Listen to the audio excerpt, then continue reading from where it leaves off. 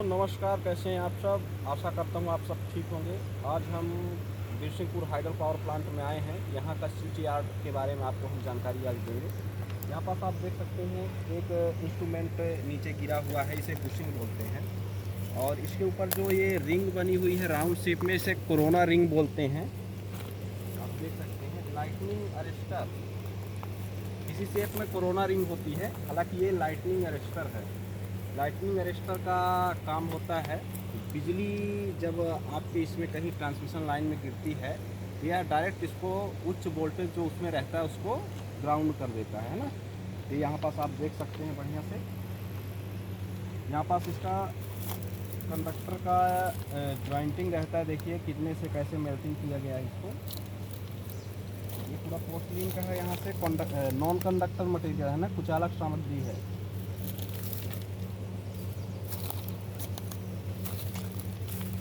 तो आपको ट्रांसफार्मर के बारे में बताते हैं। जो पावर ट्रांसफार्मर है इसका क्या कैसे बढ़ते हैं। पहले तो यह पावर ट्रांसफार्मर है। ट्रांसफार्मर का काम ही होता है वोल्टेज को कम ज़्यादा करना और उसके आधार पे ट्रांसमिशन करना। तो हमेशा हमारा जब ट्रांसमिशन होता है उच्च वोल्टेज पे होता है। तो ये ट्रांसफार्मर जो है पावर ट्रांसफार्मर है। इसमें दोनों सुविधाएँ उपलब्ध हैं। दोनों सुविधाएँ कहें तो ऐसा कि वोल्टेज को स्टेप डाउन भी करता है, स्टेप अप भी करता है ना। इसमें लगा रहता है टेप चेंजर। टेप चेंजर से क्या होता है कि ये वोल्टेज को स्टेप अप स्टेप डाउन दोनों कर सकता है। एक रेंज में उसको फिक्स कर देते हैं ताकि वोल्टेज जो फ्लक्चुएशन है ट्रांसमिशन लाइन में कम ज़्यादा डायरेक्टली ना हो, एक लिमिटेड वोल्टेज के रूप में वो आगे ट्रांसमिट हो, है ना। तो आगे आप यहाँ स्ट्रक्चर देख सकते हैं। इसमें 3 बुशिंग है, कंजर्वेटर टैंक है, बुकोज रिले है, टर्सरी बाइंडिंग है और ये इसको रेडिएटर्स लगे हुए हैं कूलिंग के रूप में। इसके बीच में एलवी बुशिंग है, एसवी बुशिंग है। बुकोज रिले का काम क्या है। बुकोज रिले का काम आप लोग जानते हैं कि ये जब ओवरलोड हो जाता है या ऑयल में ज़्यादा फ्लक्चुएशन होता है तो क्या होता है, ये अलार्म बजा देता है ना। और इससे हमारे ट्रांसफार्मर की सुरक्षा होती है ना। ऑक्सीडेशन अभिक्रियाएँ जितनी होती ट्रांसफार्मर के अंदर ये उससे प्रोटेक्शन देता है।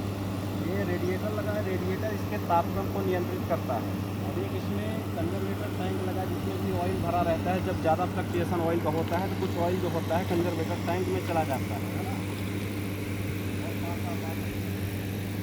अर्थिंग लगी हुई है इसमें।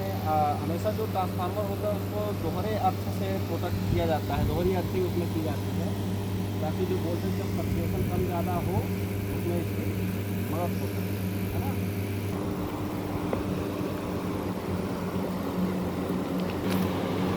यहाँ पास आप देखेंगे प्रीटर लगा हुआ है। प्रीटर में भरी है सिलिका जल। सिलिका जल में शुरुआत में क्या रहता है कि जो हमारी सिलिका जल में गुलाबी रंग की सिलिका जल जो भरी रहती है फ्लास्क में अंदर, उसके साथ एक ऑयल भी रहता है, उसको सिंथेटिक ऑयल बोलते हैं, हाइड्रोकार्बन ऑयल बोलते हैं। इसका जो टेम्परेचर होता है अधिकतम 70 डिग्री सेल्सियस होता है ना।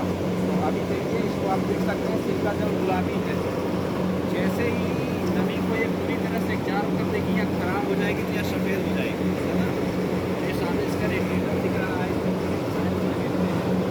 इसके सहायता से इसके ट्रांसफार्मर का तापमान जो है नियंत्रित किया जा रहा है।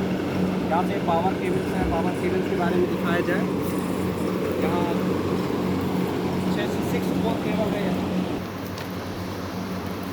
यहाँ पे फायर फाइटिंग इंस्ट्रूमेंट है। यहाँ पर देखिए आग वगैरह से सेफ्टी के लिए इसका यूज़ किया जाता है यहाँ, है ना। और वहाँ पे बल्टियों के बारे में दिखाते हैं। बल्टी के बारे में इस तरह लिखा गया है, कहा गया इसको, है ना।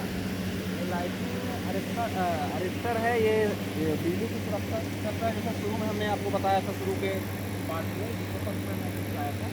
और यहाँ पर एक घड़ी लगी हुई है। घड़ी के पास चले जाएँ, घड़ी के पास लोगों वीडियो बनाए।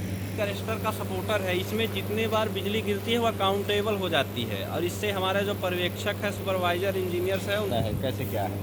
और यहाँ पर एलईडी लगी हुई है, आप देख सकते हैं, जो प्रकाशीय व्यवस्था के लिए की गई है। यहाँ पर देखिए 3 लाइटनिंग अरेस्टर लगा है RYB में। RYB चूँकि 3 फेस का जो सीक्वेंस होता है उसका कलर कोड रहता है RYB, तो उसके अनुसार देखिए 3 लाइटनिंग अरेस्टर लगा है। फिर यहाँ 3 सीटी लगी होगी, 3 पीटी लगी है। वहाँ सबसे ऊपर देखिए एक आपको बैक प्रेस दिख नज़र आ रहा होगा। बैक प्रेस को बोला 50 हर्ट्ज से ज़्यादा की अगर फ्रिक्वेंसी आ जाती है तो उसको कांस्टेंट कर देती है। ये जो बैक ट्रैप्स आपको गोला गोला दिख रहा है ना, ये क्या करती है, बस जब ज़्यादा फ्रिक्वेंसी आती है उसको सीमित कर देती है। उसके जस्ट पहले ये आइसोलेटर लगे हुए हैं, है ना, आइसोलेटर लगे हुए हैं, डिस्क टाइप इंसुलेटर कनेक्टेड है, लड़ीदार इनको चालक बोलते हैं। ये आपको बुशिंग दिख रही है आपको, जो पोर्सलिन की बनी हुई है लंबी लंबी, आप देख सकते हैं। और बाकी आगे आप सीटी PT transformer, current transformer, potential सीटी का उपयोग है करंट मापने के लिए, पीटी का वोल्टेज मापने के लिए कि लाइन में कितना वोल्टेज जा रहा है, लाइन में कितना करंट जा रहा है। और ये सब ये कंडक्टर्स को कैसे सेटअप किया जाना है, इसमें सब में ये सेट हैं कुचालक सामग्री के द्वारा। पोर्सलिन से ये बुशिंग बनाई गई हैं। और ये पोल्स हैं जो अपने स्टील के हैं, जिनको बढ़िया कवर्ड किया गया है। ये जो हमें दिख रहा है 3 डिस्क टाइप इंसुलेटर के जैसे, ये आइसोलेटर है।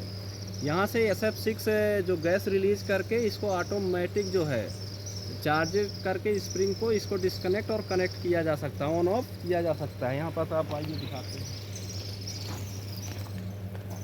फेज के लिए है, बाई फेज के लिए है, और ये आपका ब्लू फेज के लिए है। यहाँ से सॉरी रेड फेज पहले में है, बीच में येलो है और लास्ट में ये ब्लू कलर है, कोई समस्या नहीं है। उसके बाद आइसोलेटर है, वहाँ डिस्क टाइप इंसुलेटर लगा हुआ है, 15 कंडक्टर है जिसका ट्रांसमिशन सफलतापूर्वक यहाँ से किया जा सक रहा है। और ये 2500 kVA का ट्रांसफार्मर है ना, विजिट हुआ है, नोट करके